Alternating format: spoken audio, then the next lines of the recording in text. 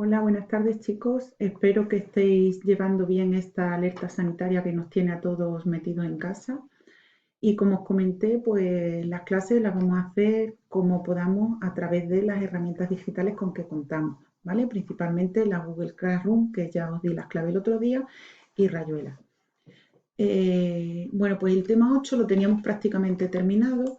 Habíamos hablado de unos aspectos básicos de lo que es el concepto de salario, habíamos hablado de las garantías que tiene el salario y después de lo que era el recibo de nómina. Y habíamos entrado en el cálculo de las bases de cotización, que son las que se utilizan para que el trabajador pague las cantidades correspondientes a la Seguridad Social y Hacienda.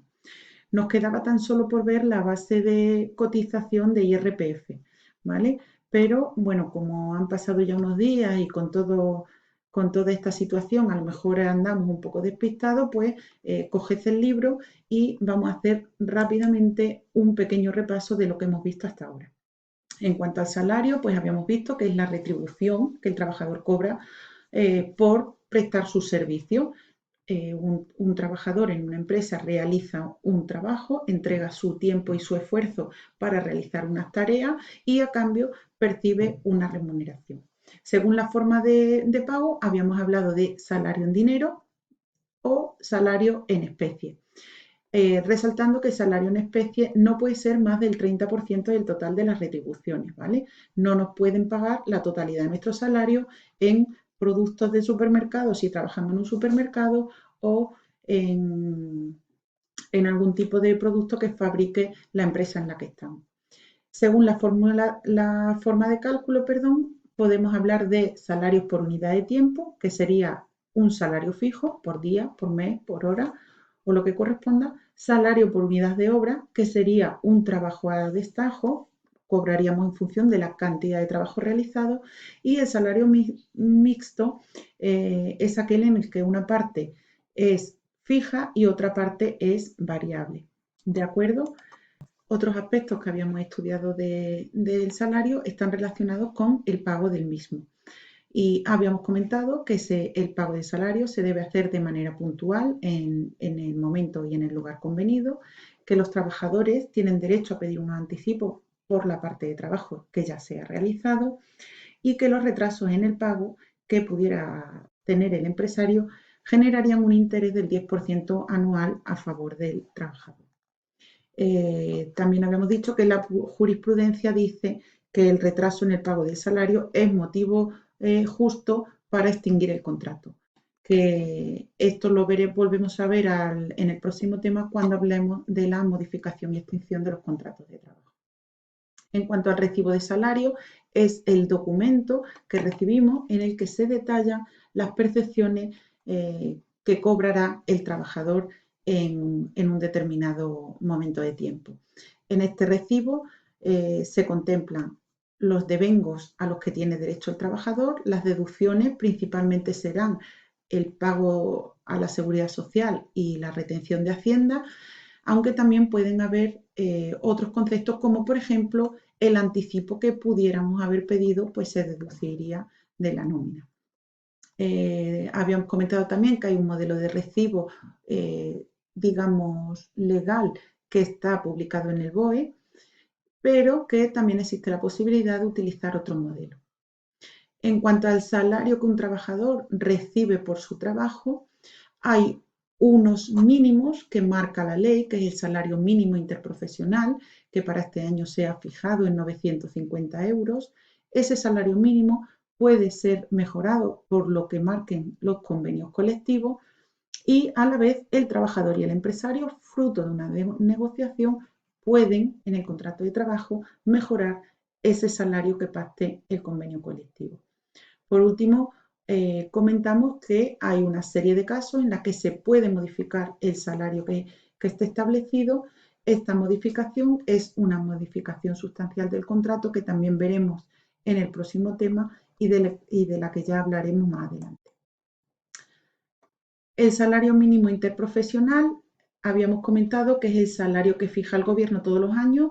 Respecto a lo que tenéis en el libro, debéis actualizar las cantidades de 2020, ¿vale? Que han pasado a ser 950 euros al mes, o lo que es lo mismo, 31,66 euros al día. Esto está mal aquí, lo corrijo en un segundo. Ya está. Y 13.300 euros al año. Estos serían 14 pagas, ¿de acuerdo? Si multiplicamos 950 euros al mes por las 14 pagas nos dan los 13.300 euros, que es el salario mínimo interprofesional anual, ¿de acuerdo? Este es el mínimo que se fija. Después, como hemos dicho, los convenios colectivos pueden establecer o mejorar ese salario a percibir, ¿de acuerdo? Principalmente a través de la determinación de un salario base por las categorías profesionales y el pacto de una serie de complementos salariales o extrasalariales que compensen al trabajador. Por último, como dije antes, el contrato de trabajo puede mejorar lo pactado en el salario mínimo interprofesional y en el convenio colectivo. Y aquí tenéis un breve resumen de las causas por las que el empresario puede decidir la modificación del salario y que principalmente pues, sean dificultades en la empresa respecto a la actividad. Las garantías del salario, recordad que a este respecto habíamos realizado una serie de ejercicios. El salario mínimo interprofesional no se puede embargar salvo para pagar pensiones de alimentos a hijos y cónyuge, y a partir del salario mínimo interprofesional, en este caso a partir de esos 950 euros, hay unos porcentajes embargables según esta tabla que se ve un poco mal, pero que debéis tener anotada porque pusimos en la pizarra, y era que hasta el segundo salario mínimo interprofesional era el 30, hasta el tercero era el 50, hasta el cuarto era el 60, hasta el quinto era el 75 y más de 5 veces el salario mínimo interprofesional se puede embargar en un 90%. ¿De acuerdo? Revisar los ejercicios que tenemos en el libro respecto al cálculo de la máxima cantidad embargable del salario de un determinado trabajador. ¿De acuerdo? Otra garantía que presenta el salario es que es un crédito privilegiado. Esto sería en la posición del trabajador contra la empresa. Los salarios de los últimos 30 días tienen preferencia sobre cualquier otro crédito. Habíamos hablado del FOGASA como un organismo que tiene una responsabilidad en caso de insolvencia o quiebra, concurso de acreedores o suspensión de pago de la empresa para la que trabajamos. Y después ya habíamos pasado al tercer y último punto del tema, que era la nómina. En primer lugar, habíamos hablado de la estructura de la nómina, de lo que debe contener. Recordad que habíamos estado viendo unos ejemplos y que os he facilitado una fotocopia, de lo que es el modelo oficial de recibo de nómina.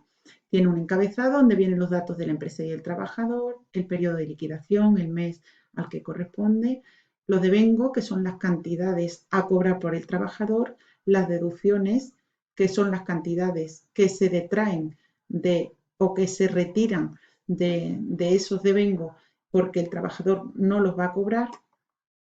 Por último, tenemos el líquido a percibir, que es la diferencia entre los devengos y las deducciones. Las bases de cotización y tanto la Seguridad Social como la base de retención de IRPF también están recogidas en el recibo de nómina. Bueno, sigo, que he tenido que parar porque ha pasado la policía municipal indicando a las personas que están en la calle que deben irse a su domicilio. Bueno, el salario bruto, ¿vale? De los, digamos, devengos que vamos a utilizar para determinar esas bases de cotización, ¿de acuerdo? Tenemos por una parte lo que es el salario base, que normalmente lo marcará el convenio en función de la categoría profesional que tenga el trabajador. Después tenemos una serie de complementos que son salariales, que son cantidades que suman al salario base y que en general tienen que ver con la valía del trabajador o con los aspectos particulares del puesto de trabajo. Es decir, se cobra más porque el trabajo es nocturno, se cobra más porque el trabajo es peligroso, se cobra más porque el trabajador tiene una habilidad especial, ya sea experiencia, formación o antigüedad en la empresa o idiomas, no sé, lo que se os ocurra, ¿vale? Esos son complementos salariales. Y los complementos extrasalariales son complementos que no están tan directamente relacionados con el trabajador, sino que vienen normalmente a compensar gastos del trabajador o situaciones que tiene el trabajador debido a su trabajo. Los más habituales, que son los con los que nosotros principalmente vamos a trabajar, son el plus de transporte, el plus de distancia, dietas de viaje, locomoción o kilometraje por los viajes o desplazamientos que tenga que hacer el trabajador, ropa de trabajo y desgaste de herramientas y quebranto de moneda. ¿De acuerdo?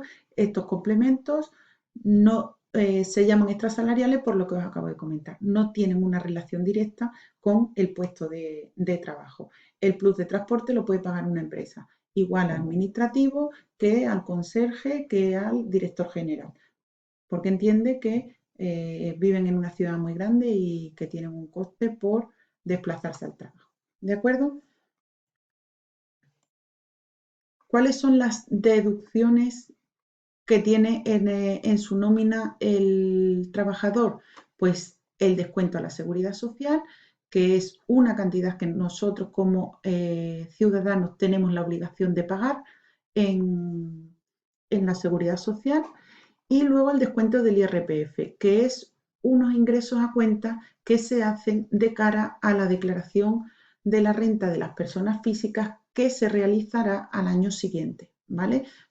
Es dinero que el empresario por cuenta del trabajador deposita en Hacienda. La seguridad social no es un ingreso a cuenta, es un ingreso directo. Esto es lo que corresponde pagar y se deduce de la nómina y el empresario lo ingresa en la seguridad social, ¿de acuerdo?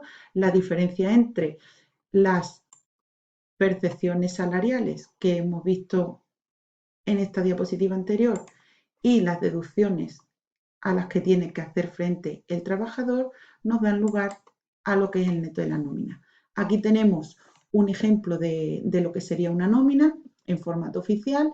Tendríamos los datos de la empresa, los datos del trabajador, la fecha o periodo de liquidación a la que corresponde, los devengos o cantidades a favor del trabajador, las deducciones o pagos, cantidades a quitar de la nómina. Si podéis, cuando tengáis en casa el PowerPoint, que también os lo voy a pasar, ampliad esta nómina, porque veréis que, por ejemplo, aquí tiene un anticipo que le deducen y el resto son las cotizaciones, ¿vale? A la seguridad social y la retención de IRPF. Pues eso nos da lugar a un neto, a un líquido percibir, que es la cantidad que el trabajador recibirá, bien sea en metálico, mediante cheque o por transferencia bancaria en su cuenta. Y luego, por último, también tenemos las bases de cotización, que son las que en el siguiente vídeo vamos a ver cómo se calculan y que son las que utilizamos para obtener estas cuotas que se deducen y que se pagan a la seguridad social y que se ingresan en Hacienda. ¿De acuerdo? La máxima duración de los vídeos son 15 minutos, entonces como no me da tiempo a ver las bases de cotización ya en dejamos este primer vídeo como resumen de lo visto hasta ahora y mañana os envío otro vídeo con lo que es el cálculo de las bases de cotización y un ejemplo práctico. ¿De acuerdo? Venga, hasta mañana.